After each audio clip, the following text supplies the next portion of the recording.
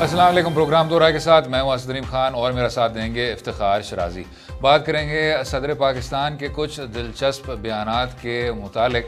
अब हमारे आइनी निज़ाम के मुताबिक जो सदर है उसकी एक अलामती हैसियत होती है, लेकिन चाहे सदर ममनून हुसैन साहब हों पैनमा पेपर्स के इंकशाफात के वक्त या गुज़श्ता दिनों आरिफ अलवी साहब के जो नेशनल अकाउंटेबिलिटी ब्यूरो और एहतसाब की जो कार्रवाई है जिस तरह जारी है, उनके जो बयानात हैं उसके मुतालिक सदर पाकिस्तान एक तरह से टोन सेट करता है। ज़रा सुन लेते हैं डॉक्टर आरिफ अलवी साहब का क्या कहना था। जो पिछले 20 साल की गवर्नमेंट्स हैं और पिछले 3 साल की गवर्नमेंट है, तो इनका परसेंटेज क्या हुआ? ये अबाउट 17% है और ये 80-20 कर लें तकरीबन 83% है। तो 83% हिसाब छोड़कर सबको बराबर लें, 50-50 कर लें कि नैब जो है वो पिछलों का ही हिसाब ज़्यादा करेगी करंट भी सिचुएशंस के अंदर। अब आप इसको इंडिपेंडेंट इदारा यूँ समझिए कि अपोजिशन भी कहती है कि ये जो गवर्नमेंट का मामला है, ये फलाना का मामला है, ये नैब को दे दो, इसलिए कहती है ना कि नैब कुछ कर रही होगी। मैं तो इस हुकूमत को मज़ीद पुश करूँगा कि एहतसाब का अमल जो है ना और सख्त होना चाहिए। ये मुख्तलिफ हीले बहानों से प्रोटेक्शन मिलता रहे तो बड़े लोगों का एहतसाब, छोटा आदमी बेचारा गिरफ्तार रहता है। अब जिस मौजू पर आरिफ अलवी साहब बात कर रहे थे वो नेशनल अकाउंटेबिलिटी ब्यूरो की कारकर्दगी थी, जिसमें 323 अरब रुपए के लगभग 2020 के साल में उन्होंने रिकवर कर दिया। लेकिन अपोजिशन का भी बयानिया यहाँ सामने रखना चाहिए कि पाकिस्तान तहरीक इंसाफ की हुकूमत के आने के बाद नेशनल अकाउंटेबिलिटी ब्यूरो एक हथियार के तौर पर इस्तेमाल किया गया है और एहतसाब की कार्रवाई सिर्फ़ और सिर्फ एक तरफा हुई है। इसमें कोई शक नहीं कि पाकिस्तान तहरीक इंसाफ के सब्तैन खान साहब और अलीम खान साहब गिरफ़्तार तो हुए, लेकिन अगर अपोजिशन के लीडरान की तादाद देखी जाए, खकान अब्बासी साहब हों, ख्वाजा बरदरान हों, मियाँ नवाज शरीफ साहब हों, शहबाज शरीफ साहब हों, हमजा शहबाज साहब हों, खुर्शीद शाह साहब हों, आसिफ अली जरदारी साहब, फरियाल तालपुर साहिबा, जो फहरिस्त है वो इसी तरह तवील से तवील होती जाती है। और PTI के लीडरान पर बेताशा इंक्वायरीज तो हैं, शुगर इंक्वायरी, पावर इंक्वायरी, आटा इंक्वायरी, लेकिन उसमें क्या गिरफ्तारियाँ का सिलसिला देखने को मिला? हिज़्ब इख्तिलाफ मनफी में जवाब देता है। तो शराजी साहब, आप सर अच्छी तरह जानते हैं जो तारीख भर एक सवाल उठता है हमारे एहतसाब के अदारों के मुतालिक। सैफुर रहमान साहब को आप ले लें और आज की भी कार्रवाई को ले लें कि जी ये एक तरफा होता है, लेकिन आरिफ अलवी साहब जो कि सदर पाकिस्तान है वो कह रहे हैं कि इससे भी ज़्यादा कड़ा रवैया देखना चाहिए हमें। एक तो आप डॉक्टर अलवी साहब डॉक्टर भी हैं माशाल्लाह से, और डेंटल सर्जन बड़ा जी डेंटल सर्जन बड़ा मज़े का बोलते हैं। लेकिन मैं, आप तो क्योंकि लॉ के स्टूडेंट भी हैं, तो मैं बड़ा हैरान होता हूं कि जो एक उन्होंने आर्गूमेंट दिया है, गोया कि पिछले 20 बरस में अपोजिशन जमातें इक़्तिदार में रही हैं तो वो को 17% बनता है, और ये तो पिछले 3 साल से गोया कि 3% बनता है। तो 17% वालों का एहतसाब होना चाहिए या फिर 3% वालों का हिसाब होना चाहिए? मुझे ये बताएं, क्या ऐसा मुमकिन है कि कहा जाए कि जो 10 साल पहले कत्ल हुए थे, पहले उन मुकदमात को निपटाना चाहिए, जो आज कत्ल हो रहा है इसकी FIR तो नहीं कटनी चाहिए? पहले जब तक हम उनका फैसला नहीं कर लेते तब तक नए किसी कत्ल की FIR नहीं कटनी चाहिए। तो मेरे ख्याल में वो कहना ये चाह रहे थे। अच्छा। तो बड़ी अजीब और निराली मंतक उन्होंने पेश की है कि अगर जुर्म पुराना है तो आप उनको तो पहले मंतकी अंजाम तक पहुंचाएं, और जो दौर हाजिर में हो रहा है इसको फिलहाल आप इग्नोर करें, इसको रहने दें। जनाब, जो पुराने जुराइम है वो कौन से मंतकी अंजाम तक पहुंच पा रहे हैं? नहीं पहुंचे, वो तो नहीं सब बरी हो रहे हैं। वो तो अपनी जगह पे एक और कहानी है ना। लेकिन बतौर पार्लियामेंटेरियन और इतने माशाल्लाह पढ़े लिखे आदमी के तौर पे जिस तरह का आर्गूमेंट उन्होंने पेश किया है, मुझे तो इस पर हंसी आ रही है ना कि ये क्या बात हुई कि आज किसी का कत्ल हो जाए तो आप इसको छोड़ दें फिलहाल, जो 10 साल या 5 साल या 10 महीने पहले हो, पहले हमने उसको उस मुद्दे को हल करना है। वो आई थिंक चाह रहे हैं ये कहना, हालांकि हम कोशिश करते हैं कि कुछ पॉलिसी डिस्कशन करें और बयान की नहीं मैं उसी तरफ आ रहा हूँ। नहीं, आप ठीक कह रहे हैं, मैं उसी पे आ रहा था। मैं तो बल्कि I was criticising myself. Arif Alvi Sahab ने जो बात की, शायद वो ये कहना चाह रहे हैं कि एक बॉटल नेक हो गया है वहाँ, जो पुराने केसेस थे वो अब फंस गए हैं, तो पहले आप वो निकालें बीच में से और फिर उसके बाद जो ये नए नए केस हैं जो कि अभी तक मैच्योर नहीं हुए उसमें कुछ देर लगेगी। इससे इत्तेफाक बिल्कुल शायद नहीं कर सकता। करें मैं तो कहता हूँ वो करें, लेकिन असद उस दौरान अगर इदारे पॉलिटिकली मैनेज हुए हैं जी तो उनको भी पकड़ें। और साबिक कमर जमान चौधरी साहब जिससे पहले चेयरमैन नैब रहे हैं उनसे पूछा जाए कि मुख्तलिफ केसों के अंदर या जो चीज़ें उनके सामने आती रही हैं उनके ऊपर उन्होंने क्यों नहीं मुकदमात बनाए, उनको क्यों इन्वेस्टिगेट नहीं किया, क्यों चीज़ें सर्द खाने की नज़र हो गई। तो उनको भी लेके आए ज़रा ताकि पता चले कि क्यों माजी में एक तरह से एहतसाब नहीं हो पाया। तो क्या शिराजी साहब ये वाले जो नैब के चेयरमैन हैं उन्होंने भी कुछ देर पहले नहीं कहा था कि हवा बदल रही है जी और उसका क्या बना फिर? नहीं, हवाएं तो बिल्कुल तब्दील नहीं हो पाई ना। फिर इसका मतलब है कि जो हवाओं को का रुख बदलने की जो परमिशन है मेरे ख्याल में नहीं मिल पाई।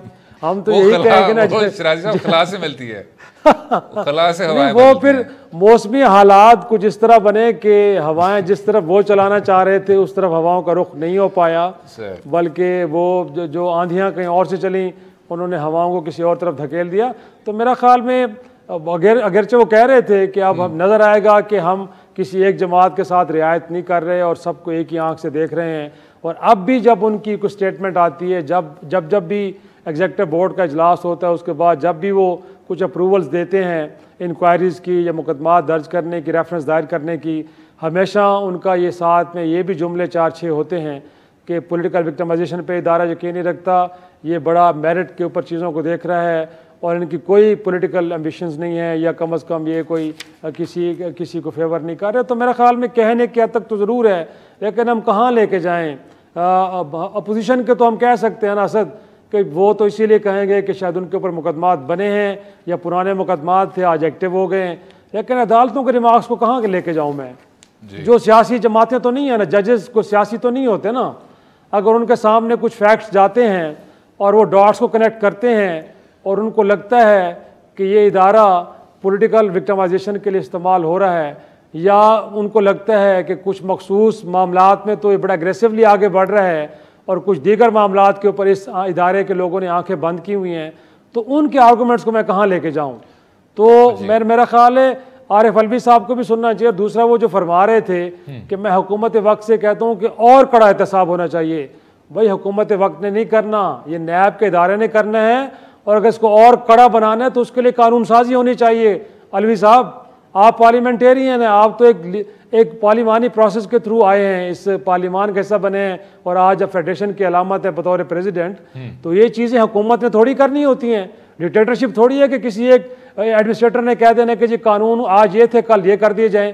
पार्लिमान के अंदर अगर आपको लगता है कि नहीं हो रहा सही एहतसाब, ये चीज़ें डिले हो रही हैं, तो मेरा ख्याल है फिर उसके लिए कानून साजी होनी चाहिए। नहीं, लेकिन कौन सी कानून साजी जनाब जो इससे भी ज़्यादा कड़ा एहतसाब? आप बेशक दुरुस्त फरमा रहे हैं कि ना तो कन्विक्शंस हो रही हैं ना सज़ाएं हो रही हैं, लेकिन जो कानून है वो तो बेतहाशा कड़ा है शिराजी साहब। वो तो परवेज़ मुशर्रफ साहब के दौर से चलता आ रहा है, जो कि सैफुर रहमान साहब ने कुछ बीज बोए थे, उनको आज अब काटा जा रहा है।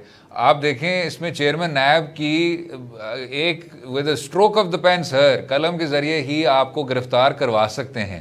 फिर नेशनल अकाउंटेबिलिटी ब्यूरो आपका रिमांड हासिल कर सकता है, जो कि अक्सर एहतसाब की अदालतें उनको फ्राहम कर देती हैं। तो जब इस तरह के आपके पास इख्तियारात हों, और ये तब है सर जब आपके खिलाफ चार्ज फ्रेम ना किया जाए ट्रायल के वक्त और आपका रेफरेंस अभी तक मंजर आम पे ना आए, यानी चार्ज के बगैर रेफरेंस के बगैर आप एक वफाकी वजीर जैसे आदमी को या किसी भी इस तरह के मुअस्सर शख्स को गिरफ्तार कर सकते हैं। अब इससे ज़्यादा कड़ा क्या कानून हो सकता है? क्या बेहतर नहीं है कि उसी कानून पर या तो आप उसको रिफॉर्म कर लें या इस तरह अमल दरामद कर लें कि करप्शन के केसेस में ना सिर्फ पैसों की रिकवरी हो, लेकिन जो आपके हाई प्रोफाइल सियासी केसेस हैं या तो उनको ख़त्म करें या उसमें सज़ाएँ हासिल करें। बिल्कुल ऐसे होना तो यही चाहिए, बजाय ये कि आप अपोजिशन लीडर हो या इस मुल्क के अंदर बाकी पार्लियामेंटेरियंस हो जिनको 2-2-2.5 बरस तक आप पाबंद सलासत रखें और इन्वेस्टिगेशन के नाम पे, और उसके बाद भी जब अदालतों में आप पेश हों तो मज़ीद आप कस्टडी के लिए वक्त मांगें या आप एक कुछ ज़िमनी रेफरेंस लेके आ जाएँ और यूँ टाइम बाय करते रहें। मेरे ख्याल में एक तो ये है कि जो हाई प्रोफाइल केसेस हैं उनके लिए एक मखसूस मुद्दत मुकर्रर होनी चाहिए जिसके अंदर इन्वेस्टिगेशन के अमल को मुकम्मल किया जाए, उसके बाद ट्रायल के लिए भी। और आपके पास एक प्रेसिडेंट आ गई ना, पानामा केस के अंदर, जिसमें सुप्रीम कोर्ट जैसी अदालत ने कहा है कि इसको 6 माह के अंदर मुकम्मल किया जाए। तो अगर हाई प्रोफाइल केस था ना नवाज शरीफ का, 6 माह की मुद्दत रखी गई, थोड़ी बहुत एक्सटेंशन के साथ उस केस को बहरहाल जैसे तैसे भी उसके फैसले को हम नहीं उसके मेरिट को डिस्कस करते, लेकिन बहरहाल नहीं सर, ये जो सारी खसूसी अदालतें हैं, चाहे इंसदाद दहशतगर्दी हो, चाहे आपके एहतसाब की अदालतें हो, उसमें कितनी बार टाइमलाइंस पर कानून साजी की गई है, आप उस पर अमल दरामद करते ही नहीं है। हाँ बिल्कुल, तो वो अमल दरामद होना चाहिए। और दूसरा मैं समझता हूँ कि जो एक और चीज़ इंपॉर्टेंट है असद, वो ये है कि नैब के लोगों के लिए भी कोई सज़ा और जजा का कानून होना चाहिए। इन्वेस्टिगेटर से ले के प्रोसिक्यूटर्स तक अगर वो मुख्तलिफ हाई प्रोफाइल केसेस के अंदर बुरी तरह नाकाम होते हैं, कन्विक्शन रेट का एक परसेंटेज मुकर्रर की जाएगा, इससे नीचे जाएगा तो उन लोगों को या तो नौकरी से हाथ धोना पड़ेगा या उनको इदारों से फारिग, मतलब कोई एक तरीका तो आप वजह करें ना। जब तक नहीं करेंगे तब तक तो वो लोग भी ठीक तरीके से काम नहीं करेंगे, क्योंकि होता तो यही है ना, कन्विक्शन का रेट अगर इतना नीचे है या चीज़ों को लिंगर ऑन किया जाता है, उनको तवालत दी जाती है, तो उसमें तो हमें लगता ये है कि या तो उनकी एबिलिटी नहीं है या फिर वो सियासी तौर पे इस्तेमाल हो रहे हैं और तभी जाके कन्विक्शन नहीं हो पाती या चीज़ें तवील हो जाती हैं। यानी आप चाह रहे हैं कि नैब के लिए भी एक नैब हो? बिल्कुल होने चाहिए, मेरे ख्याल में कानून होना चाहिए कि जिसमें सज़ा और जजा दोनों होनी चाहिए, जहाँ पे जो इन्वेस्टिगेटर प्रोसिक्यूटर चीज़ों को अपने मंतकी अंजाम तक लेके जाए उनके लिए प्रमोशंस और बाकी बेनिफिट्स भी होने चाहिए, और जो ना कर सके उनके लिए जॉब से हाथ धोने से लेके बाकी सजाएं भी होनी चाहिए। तब सर एक और चीज़ है सर, आपने देखा कि बलूचिस्तान में जो एक बहुत बड़ी गिरफ्तारी हुई और कन्विक्शन भी हुई सेक्रेटरी साहब की 10 साल की सज़ा, जो कि आप अच्छी तरह जानते हैं वो मैक्सिमम वो सज़ा है। ना सिर्फ उनके घर से जो बेतहाशा फंड्स मिले थे, और ये भी साबित हो गया था कि ये करप्ट प्रोसीड्स का नतीजा था।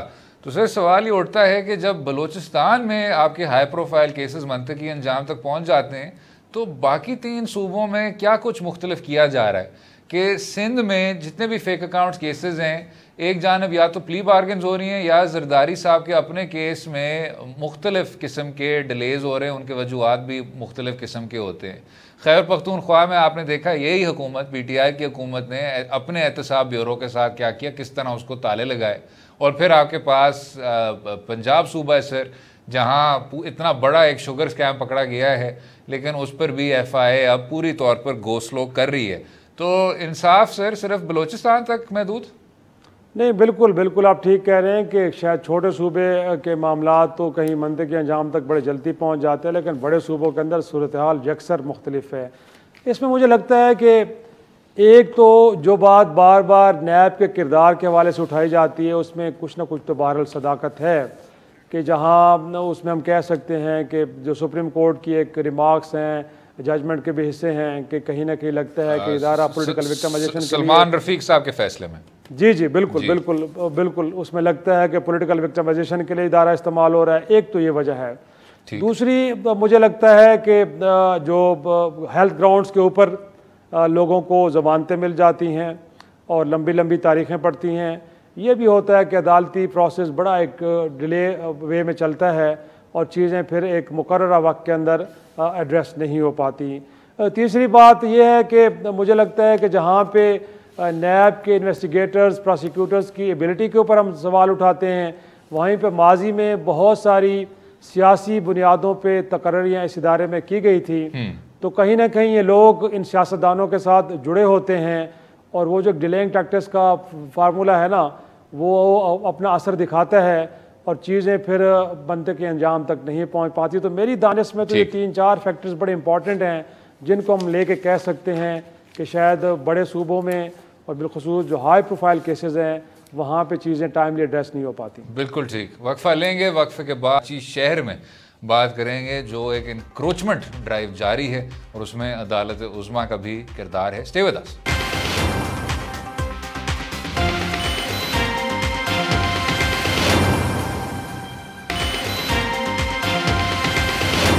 वेलकम बैक टू दोहरा। बात करेंगे कराची शहर की, जिसके मुतालिक अदालत उज़्मा और ख़ुसूसी तौर पर चीफ जस्टिस साहब बहुत देर से ये ऑब्जर्वेशंस पास कर रहे हैं कि ना सिर्फ तो शहर तबाही और बर्बादी की तरफ जा रहा है, लेकिन गैर कानूनी तौर पर जो इमारतें तामीर की गई हैं उनके ख़िलाफ़ भी कार्रवाई नहीं की जा रही। और बोर्ड ऑफ रेवेन्यू के अफसरान के मुतालिक अदालत उज़्मा ने भी ये ऑब्जर्वेशन की कि वो उनकी नौकरियां जा सकती हैं अगर अदालत के ऑर्डर्स पर अमल दरामद ना किया जाए। जनाब शराजी साहब, किस तरह से सर इस इशू को देखते हैं? इसमें शायद कोई दो राय नहीं, जो उज़्मा के ऑब्जर्वेशंस थे कि कराची शहर का कोई मास्टर प्लान नहीं है और मलीर और कोरंगी में भी बेइंतहा इस तरह की गैर कानूनी इमारतों को खड़ा किया गया है। कब्ज़ा का जो सिलसिला है वो जारी है। इस तरह की जो बहुत बड़ी बड़ी लैंड माफिया सिंडिकेट्स हैं उनके ख़िलाफ़ भी उस तरह की कार्रवाई नहीं की जा रही जो कि करनी चाहिए थी। किस तरह देखते हैं? बिल्कुल बिल्कुल, वो चीफ जस्टिस साहब तो ये कह रहे हैं कि कोई मास्टर प्लान नहीं। मेरे ख्याल में कराची का कोई वारिस नहीं है जी, और ये एक बड़ा लावारिस शहर है। अगरचे क्लेम सब कुछ करते हैं कि कराची उनका है और वो कराची के लिए बहुत कुछ कर रहे हैं, लेकिन माजी पे हम नज़र डालें तो इस एक शहर के अंदर जो भी इक़्तिदार में आए, चंद एक मिसालों को निकाल के बाकी तो मेरे ख़्याल में वो ख़ुद शरीक जुर्म रहे हैं या जो उनके आँखों के सामने होता रहा है वो नज़रें चुराते रहे हैं। वरना साल से ये जो कुछ होता रहा है कोई एक दिन का तो नहीं है असर। जो वहाँ पे प्लाजे खड़े हुए हैं वो नदी नालों के अतराफ जो ज़मीनें थीं वो रेलवे की अराजी थी। पूरा का पूरा वो जो सर्कुलर रेलवे का इलाका था जिस पे वो ट्राम या ट्रेन चला करती थी, अब वहाँ पे शादी हॉल्स बन गए हैं, वहाँ पे कॉलोनीज बन गई हैं, वहाँ पे बड़े बड़े मल्टी स्टोरी टावर्स खड़े हो गए हैं। भी कैसे खड़े हुए हैं? कोई ऐसा तो नहीं था कि कुछ अरसे तक या 10-20 बरस तक ये शहर के ऊपर कोई इक़्तिदार किसी का नहीं था, वहाँ लूट मार का बाजार गर्म था, कोई हुकूमत वहाँ पे नहीं थी, सब कुछ था भाई। उसके बावजूद ये वहाँ पे होता रहा है। लेकिन इस वक्त सिर्फ एक शख्स गोया के चीफ जस्टिस इंटरेस्ट ले रहे हैं तो चीज़ें सामने आ रही हैं। एम्प्रेस मार्केट आपने देखा है जब शुरू में आए हैं बने हैं एम्प्रेस मार्केट एक बहरहाल शहर की खूबसूरत एक इमारत के तौर पर तस्वर होती है। बिफोर पार्टीशन एक वजूद में आई थी ये, और एक शहर की खूबसूरती के अंदर एक एडिशन था, बट उसके इर्द गिर्द आपने इतनी इंक्रोचमेंट्स करके उस इतने खूबसूरत एक आर्किटेक्ट को आपने डिबो के रख दिया। गोया कि उसको आपने माफियाज के हवाले किया तो वो मार्केट तो नज़र कहीं नहीं आ रही थी, माफिया हर तरफ नज़र आ रहे थे। तो मेरा ख्याल है वो लोग के जो आज लंबी लंबी प्रेस कॉन्फ्रेंसेस करते हैं, वो पाकिस्तान सरजमीन पार्टी के हों, वो MQM पाकिस्तान हो, वो पीपल्स पार्टी हो, वो तहरीक इंसाफ हो जो अभी ओनरशिप ली है जिन्होंने माशाल्लाह, जिनके 15-16 MNAs वहाँ से मुंतखब हुए हैं। सर लंदन ग्रुप भी है जो दहशत, जी हाँ, लंदन ग्रुप भी है। उन्होंने तो उनको तो तवील इक़्तिदार की एक तारीख है ना जी, पीपल्स पार्टी के साथ जिस हर किसी के साथ रहे हैं। लेकिन सर इस पे एक सवाल जो उठता है सर, वो ये अदालत उज़्मा ने तो ऑर्डर कर दिया और जो नस्ला टावर का ये सारा सिलसिला है कि इसकी अब डेमोलिशन कर दी जाए। आपने अभी एम्प्रेस मार्केट का जिक्र किया कि ये बहुत ज़्यादा एक हसीन जगह होती थी। कराची शहर भी sir the city of lights कौन नहीं जानता। लेकिन इसमें जो सवाल उठता है, और ये इंक्रोचमेंट ड्राइव्स के ये एक बुनियादी मसला है, इस्लामाबाद में भी हमने देखा कि जो आपका बहुत ज़्यादा एक गरीब तबका है शराजी साहब, हुकूमत वक्त को, सूबाई हुकूमत को इस पर एक लाहे अमल तय कर लेना चाहिए कि वो जो डिस्प्लेस्ड पर्सनस हैं जिनका कहीं और जगह नहीं है जाने को, उनके लिए भी एक मखसूस जगह आप एक तरह से चुन लें और सेलेक्ट कर लें कि वो वहाँ फिर जा सकें, their lives continue somehow.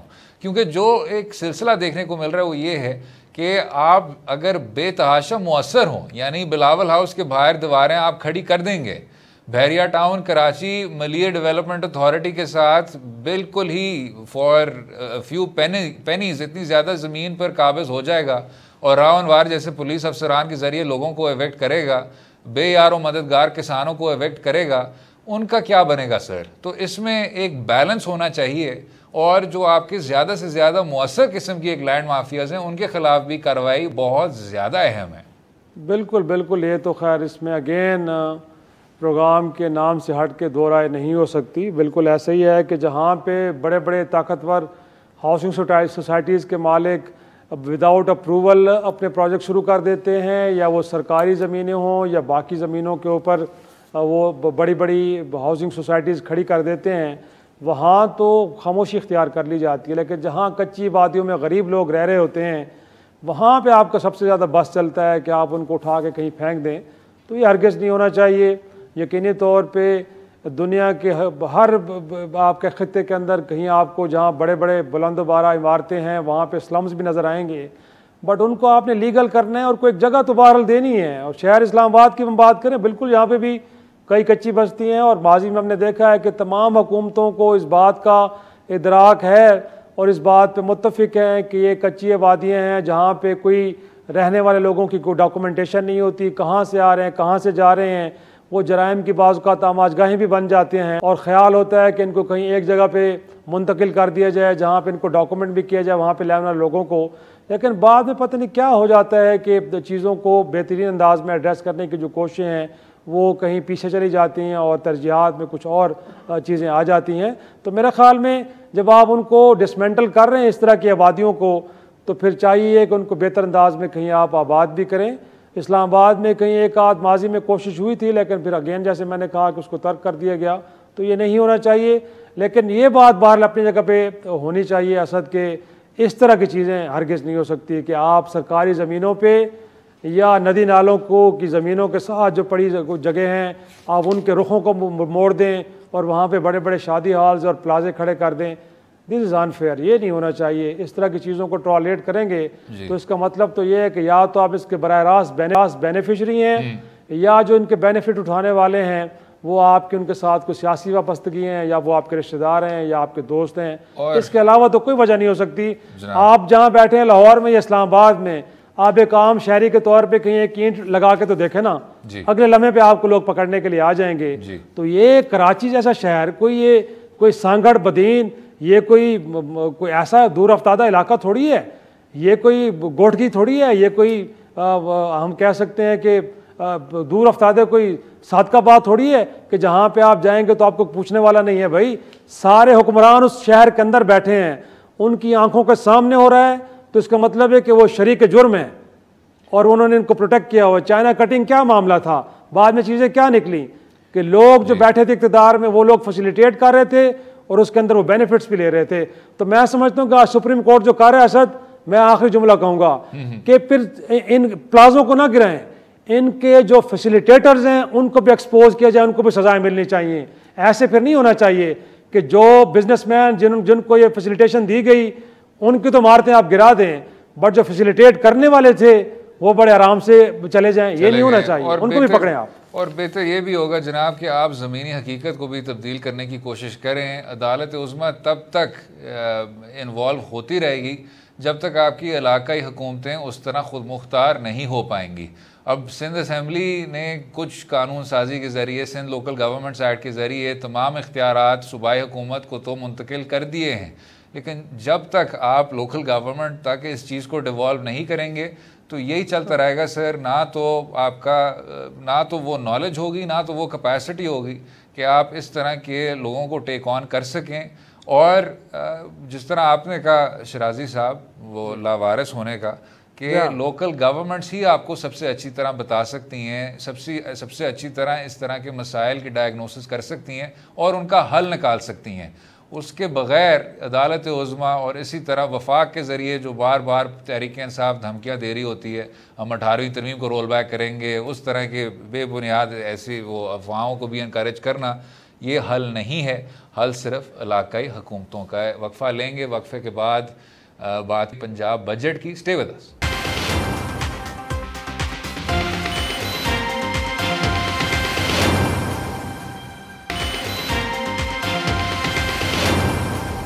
Welcome back to Do Raay. बात करेंगे समाजी तहफ़्फ़ुज़ के मुतालिक और पंजाब सूबे में इससे कुछ जुड़ी हुई पॉलिसीज़ की।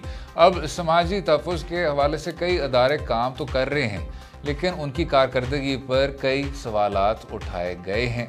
अव्वल तो ये सवाल उठता है कि इतने ज़्यादा अदारे के होने के बावजूद क्या सोशल प्रोटेक्शंस में वो इजाफ़ा देखने को मिला है जिससे मज़दूर तबके को फ़ायदा पहुँचा हो। इस पर भी सवाल करेंगे। और साथ में जो बजट में कुछ पॉलिसीज़ की बात की गई, चाहे इंफ्रास्ट्रक्चर हो, सेहत और तालीम के शोबों के हवाले से हो, इसमें भी मज़दूर तबके के लिए क्या रिलीफ है और समाजी तहफ़्फ़ुज़ के हवाले से क्या लाहेअमल तय किया गया है। हमारे साथ हैं एम्प्लॉयर्स रिप्रेजेंटेटिव ज़की अहमद ख़ान साहब। बहुत शुक्रिया ज़की अहमद साहब शो में शामिल होने का, अपना कीमती वक्त देने का।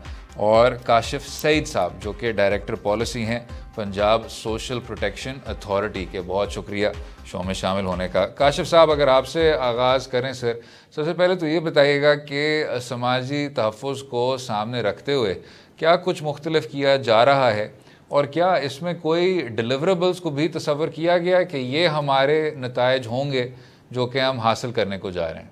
देखें, सबसे पहले मैं ये कहना चाहूँगा कि जो पंजाब में लेबर तबके का जो तहफ़्फ़ुज़ का निज़ाम था वो बहुत ज़्यादा स्ट्रॉन्ग नहीं था। यही वजह है कि जब कोविड क्राइसिस आया और उसके बाद जो लॉकडाउन लगाए गए और उससे सबसे ज़्यादा इनफॉर्मल लेबर मुतासिर हुई, तो उसको फौरी रिलीफ पहुंचाने के कोई सेटअप सूबे में मौजूद नहीं था। तो इस गैप को फिल किया जो हमारा एहसास प्रोग्राम है फेडरल, एक पंजाब लेबर जो वज़ीर आज़म का एक प्राइम मिनिस्टर लेबर पोर्टल बनाया गया, वहाँ पर सारी एप्लीकेशन जमा हुई, वेब के ज़रिए जमा हुई, SMS के ज़रिए जमा हुई। फिर उनको एक क्राइटेरिया के अगेंस्ट गुजारा गया कि इसमें से कौन लोग डिज़र्व करते हैं, तो उसके थ्रू तकरीबन 12 लाख लोगों को 12,000 रुपए के हिसाब से इमदाद दी। अब ये यहाँ पे ये कह सकते हैं कि जी जो 12 लाख तबका था, 12 लाख लोग थे, ये तो बहुत कम थे। जो एक्चुअल नीड हो सकती थी वो तो 4 से 5 मिलियन लोग एक मोहतात अंदाजे के हिसाब से मुतासिर हुए। तो सिस्टम, लेकिन जो ये नीड है सिस्टम्स के स्ट्रांग ना होने की, ये फील करते हुए जो राइज पंजाब स्ट्रेटजी भी बनाई गई और जब हमारी पंजाब सोशल प्रोटेक्शन पॉलिसी भी है, इसमें ये इक़दाम लिए जा रहे हैं कि सबसे पहले तो लेबर डिपार्टमेंट के साथ मिलकर एक रजिस्ट्री बनाई जा रही है कि जिसमें जितने भी लेबर हैं, चाहे वो फॉर्मल सेक्टर के हैं चाहे वो इनफॉर्मल सेक्टर के हैं, वो सारे एक डेटाबेस में मौजूद हों, ताकि हमें पता हो कि लेबर की क्या प्रोफाइल है, किस सेक्टर में शॉप आने से कितनी इमदाद की कितने लोगों को ज़रूरत हो सकती है। तो सबसे पहले तो अभी हम ये काम कर रहे हैं कि एक लेबर रजिस्ट्री जो कि इससे पहले मौजूद नहीं थी, तो उसकी डेवलपमेंट की तरफ काम करें। दूसरा यह है कि अब अगर लेबर आइडेंटिफाई हो जाए, तो अभी आप देखें कि जैसे अभी जो लेबर रिलेटेड या आप कह लें कि सोशल सिक्योरिटी फॉर वर्कर्स के जो स्कीम है, वो ज़्यादातर तो या तो हेल्थ की स्कीम है या वो कुछ लाइफ इवेंट्स की हैं, जैसे शादी हुई तो इमदाद कर दी अपने वर्कर की वफात हो गई, कोई माजूरी हो गई, तो इस तरीके से जो अनएम्प्लॉयमेंट की सूरत में जो अनएम्प्लॉयमेंट बेनिफिट जाने चाहिए उसका कोई निज़ाम मौजूद है। तो अब ज़रूरत इस बात की है कि ऐसे इंश्योरेंस स्कीमें मुतारिफ करवाई जाएं जो कि कंट्रीब्यूशन बेस्ड भी हो सकती हैं और गवर्नमेंट भी कंट्रीब्यूशन मजदूरों का पे कर सकती है। जैसे कि सेहत के प्रोग्राम में हो रहा है कि जो इंश्योरेंस है सेहत की, उसका जो प्रीमियम है वो गवर्नमेंट खुद पे कर। तो अब हमें कुछ नहीं पे करना पड़ा। अब हुकूमत ने अपने हालिया बजट में इसको यूनिवर्सल कर दिया, यानी कि पंजाब का अब हर शहरी, KP में भी इस तरह हुआ, पंजाब का हर शहरी जो है वो उसको हेल्थ इंश्योरेंस अवेलेबल होगी। तो इसी तरह के जो इंश्योरेंस के प्रोग्राम है उनकी ज़रूरत है कि वो लेबर के लिए लाए जाएं, ताकि इस तरह के शौक़ हों। और नॉर्मल ज़माने में भी शौक़ में तो ये है कि बहुत सारे लोग इकट्ठे मुतासिर हो जाते हैं। ठीक सर, मैं ज़रा शराजी साहब का भी सवाल शामिल कर दूं इसमें। जी शराजी साहब। जी, मैं ज़की साहब से यही जानना चाहूँगा। एक तो वो इंश्योरेंस पॉलिसीज़ की बात कर रहे हैं, बिल्कुल ना तो उन बेचारों की हेल्थ की, बल्कि मैं तो ये कहूँगा कि जो उनके लिए जो कम से कम उजरत मुकर्रर की जाती है। ज़की साहब ये बताइए कि उसकी इम्प्लीमेंटेशन की क्या सूरत हाल है पंजाब के अंदर। वो इदारे जिनकी जिम्मेदारी है कि जब हुकूमतें कम से कम उजरत मुकर्रर कर देती हैं तो वो कहीं इम्प्लीमेंट भी होता है, और साथ में उनके बच्चों की, ख़ानदान के दिफा अफराद की वो तालीम हो, सेहत हो, उनको तहफ़्फ़ुज़ देने के लिए भी कवानीन मौजूद हैं, या आपको लगता है कि उस हवाले से कुछ काम मज़ीद भी करना चाहिए? Thank you very much. सबसे पहले तो जब हम सोशल प्रोटेक्शन की बात करते हैं तो सोशल सिक्योरिटी ये तो पहले समझने के लिए ज़रूरत है कि globally social responsibility, social security है किसकी responsibility? It's government responsibility. But दुनिया के अंदर globally social security government own करती है या ट्राइपार्टाइट होती है। But in fact in Pakistan में टोटली लोड प्लेस कर दिया जाता है प्राइवेट सेक्टर को। अभी रिसेंटली सोशल प्रोटेक्शन पे एम्प्लॉयर फेडरेशन ऑफ पाकिस्तान ने एक सर्वे किया जिसमें ये जानने की कोशिश की कि इस पे लोगों का फीडबैक क्या है। लिटरली यू कैन बिलीव के ₹1 अगर हम इस वक्त इन्वेस्ट करें ना तो हम 3 गुना रिटर्न ले सकते हैं। बट वेरी अनफॉर्चुनेट कि जो निज़ाम अनफॉर्चुनेटली सोशल सिक्योरिटी का है उसमें हम रिटर्न तो क्या लेंगे, जो एम्प्लॉयर है बेसिकली वो सोशल सिक्योरिटी को कंट्रीब्यूशन भी दे रहा है और अपने वर्कर को सेपरेटली हेल्थ इंश्योरेंस के थ्रू कवर भी करा रहा है, यानी वो वहां भी कंट्रीब्यूट कर रहा है, वहां भी कंट्रीब्यूट कर रहा है because of poor governance. Basically जब इवन जैसे आपने बात की मिनिमम वेज की, अभी रिसेंटली चारों प्रोविंसेस ने अपनी अपनी मिनिमम वेज अनाउंस कर दी। एक ने एक से बढ़ के अनाउंसमेंट करने की कोशिश की है, मुकाबला हो रहा था कि कौन बेहतर ज्यादा से ज्यादा करता है। ये किसी ने इस बात को नहीं सोचने की कोशिश की कि बेसिकली मिनिमम वेज क्राइटेरिया होना क्या चाहिए, मिनिमम वेज बोर्ड रिस्पॉन्सिबिलिटी किसकी है। मिनिमम वेज बोर्ड जब आपने बोर्ड बनाया है तो आप मिनिमम वेज को कैसे आप फाइनेंस बिल में अनाउंस कर रहे हैं।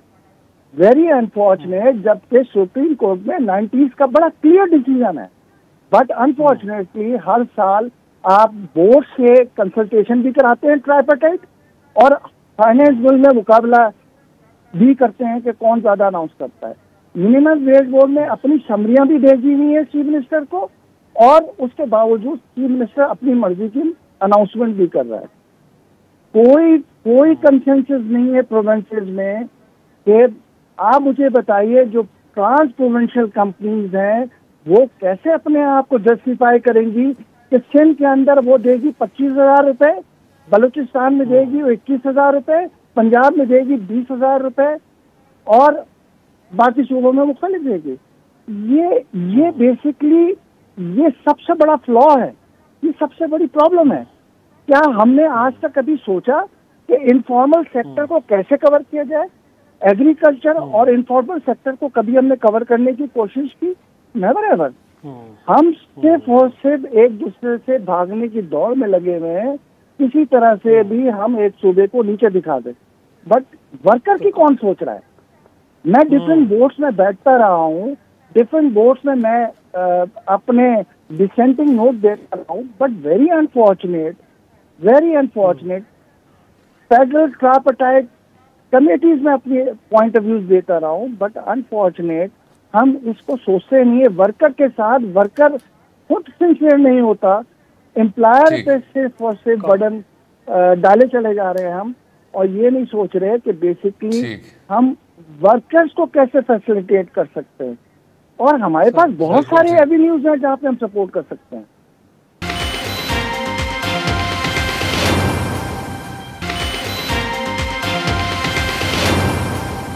काशिफ साहब, जो अभी नुकात अभी जकी साहब ने भी सामने रखे, आप सर बेहतर जानते हैं कि 2000 की दहाई में भी इस तरह की कानून साजी की गई, डीरेगुलेशन बहुत ज़्यादा की गई। पंजाब इंडस्ट्रियल पॉलिसी 2003 भी आपके सामने है, जिसमें बहुत ज़्यादा शायद वेस्टेड इंटरेस्ट के नुकात को ज़्यादा तरजीह दी और आने वाले दहाइयों में मुख्तलिफ पॉलिसीज़ आप ले आए, लेकिन उनसे कोई ख़ास फ़र्क नहीं पड़ा मज़दूर तबके को, बल्कि डीरेगुलाइजेशन का नतीजा यही था कि कारखानों में ना तो मेयार बेहतर हुआ, आपने देखा छतें गिरी, मज़दूर अलील हुए, लेबर राइट्स का कोई पूछने वाला नहीं था।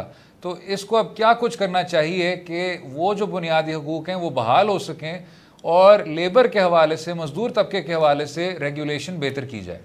जी, सबसे पहले तो एक तो मैं ये कमेंट करना चाहूँगा मिनिमम वेज की एनफोर्समेंट पे, कि मिनिमम वेज की एनफोर्समेंट आई थिंक इसी तरीके से है जिस तरह हम आम कमोडिटीज़ की एनफोर्समेंट कर रहे होते हैं कि डिप्टी कमिश्नर वगैरह या जो प्राइस कमेटियाँ हैं वो किसी फ्रूट की या सब्ज़ी की ख़ास प्राइस मुतय्यन कर देते हैं और वो तो सेलर से मिलकर ही करते हैं, लेकिन उसके बावजूद उस रेट पे नहीं बिक्री होती। इस तरह मिनिमम वेज भी अनाउंस हो जाती है, मे भी इसमें किसी हद तक एम्प्लॉयर्स का भी ओपिनियन शामिल होता है, लेकिन वो कभी बहुत कम उस पर अमल होता है। अभी अगर आप लेबर फोर्स सर्वे देखें तो वो आपको बताता है कि पाकिस्तान में तकरीबन 50% से ज़्यादा जो लेबर फोर्स है वो मिनिमम वेज से नीचे काम कर रही है।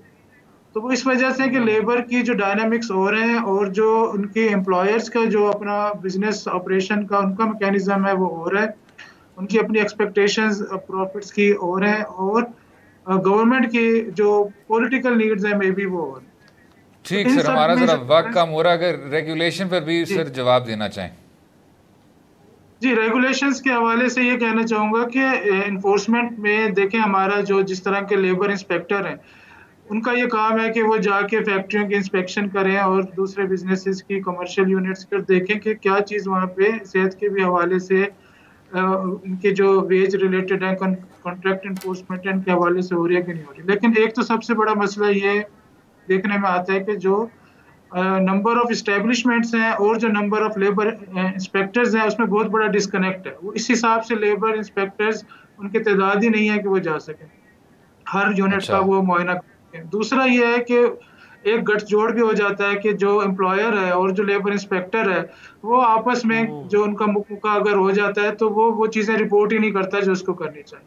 तो इसका एक हल ये भी है कि हम जो जिस तरीके से कंप्लेंट्स का पोर्टल प्राइम मिनिस्टर का बना हुआ है, इस तरीके से लेबर वालों के भी अपने डिपार्टमेंट के पोर्टल्स हों जहाँ पे जिसको हम कहें विसल ब्लोइंग का सिस्टम हो कि अगर लेबर देख रही है कि उसकी जो नीड्स हैं वो पूरी नहीं हो रही, उसके राइट्स पूरे नहीं हो रहे, तो वो जो एस्टैब्लिश्ड फोरम्स हैं उनसे हटकर भी अपनी बात वो आगे पहुंचा सके। तो इस तरीके के जो टू वे कम्युनिकेशन सिस्टम है between the government and the labourer और द नॉर्मल एम्प्लॉयज वो स्ट्रेंथन करने की जरूरत है। ठीक सर, इसी पे क्योंकि हमारा ज़रा वक्त कम हो रहा है, काशिफ सईद साहब बहुत शुक्रिया, ज़की अहमद ख़ान साहब बहुत शुक्रिया शामिल होने का, अपना कीमती वक्त हमें देने का। जैसे आपने सुना, समाजी तहफ़्फ़ुज़ बेतहाशा अहम है पंजाब के मज़दूर तबके के मुस्तक़बिल के लिए, लेकिन उसको तरजीह जितनी दी जा रही है वो नाकाफ़ी है। उम्मीद है आपको आज का प्रोग्राम पसंद आया होगा। मुझे और शराइ साहब को अपनी राय से भी आगाह कीजिए। अगले हफ्ते तक इजाज़त दें। खुदा हाफ़िज़।